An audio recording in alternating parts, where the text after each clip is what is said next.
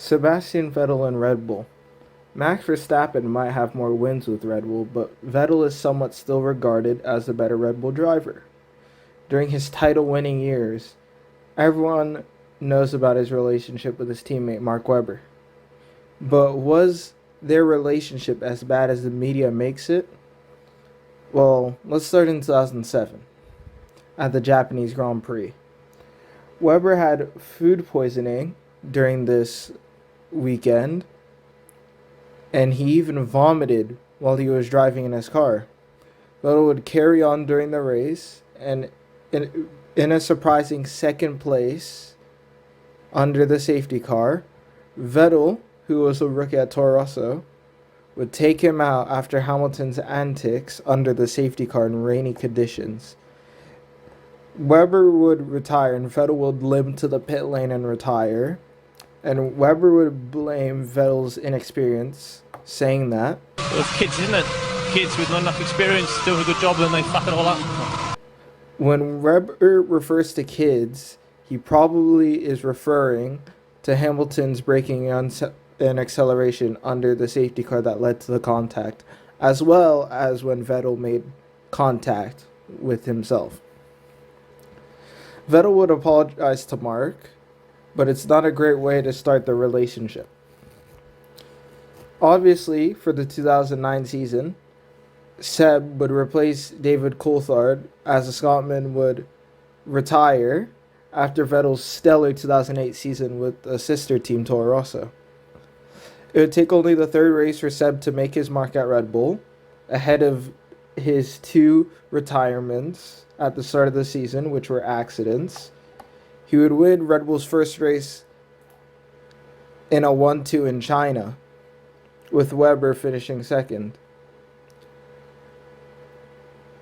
Now, Webber in an interview before this race actually stated that... Obviously, you had the old guy of Formula One last year as your teammate. How are you finding this new relationship, and just how much is this making you have to dig deep and pull out the performances?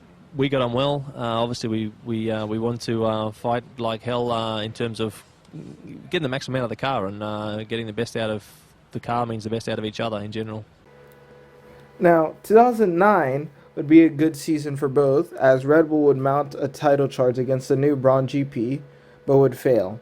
Red Bull would finish second in the Constructors, with Vettel second and Mark fourth in the Drivers' Championship. But Red Bulls proved themselves that they aren't just the team to goof off. They've proved that they are capable of fighting for a championship. Now into 2010, where the relationship between the teammates would be perfectly fine.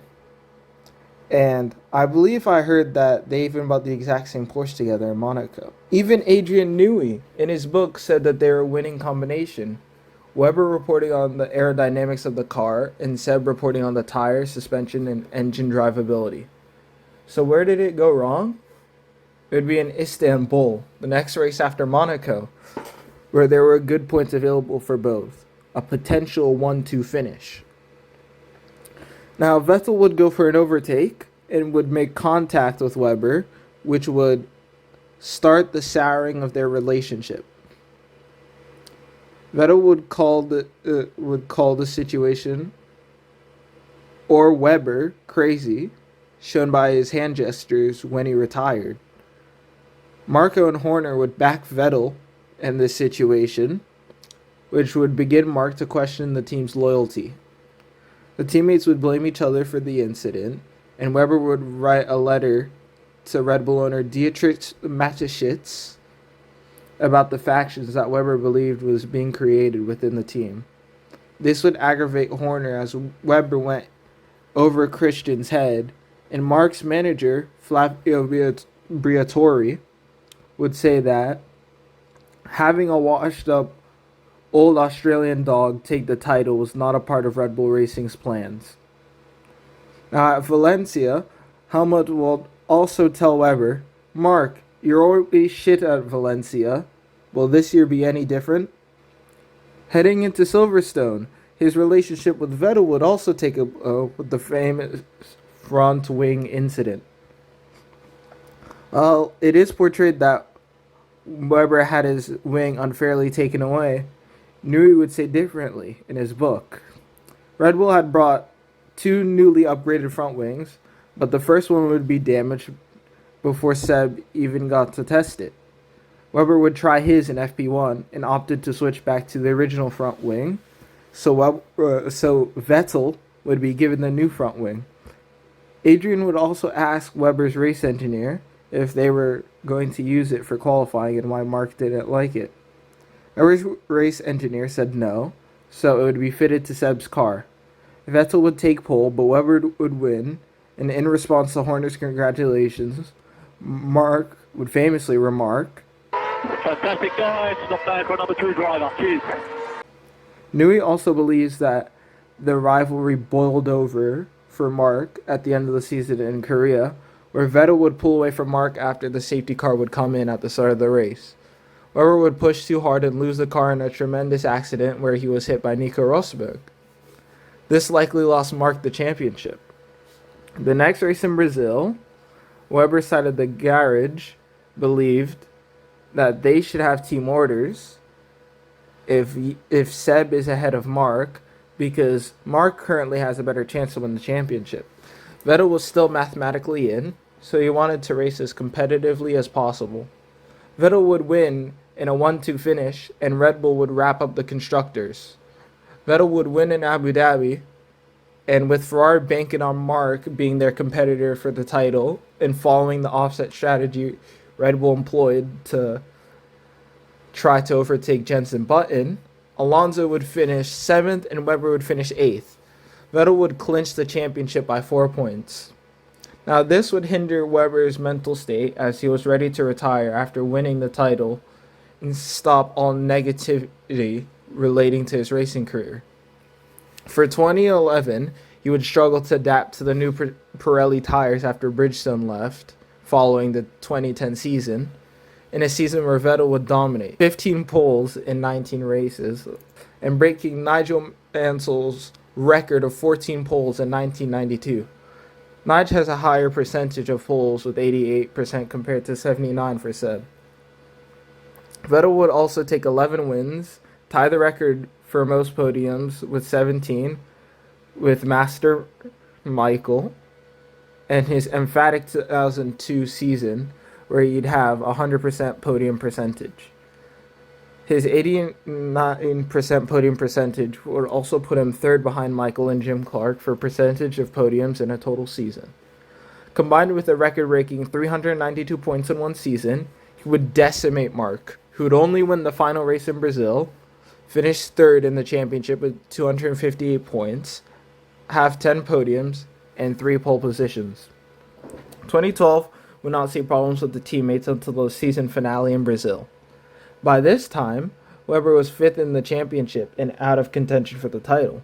It was between Vettel and Alonso. Weber would squeeze Seb at the start of the race before turn 1 and hinder Seb's start, which would lead to the infamous collision at turn 4.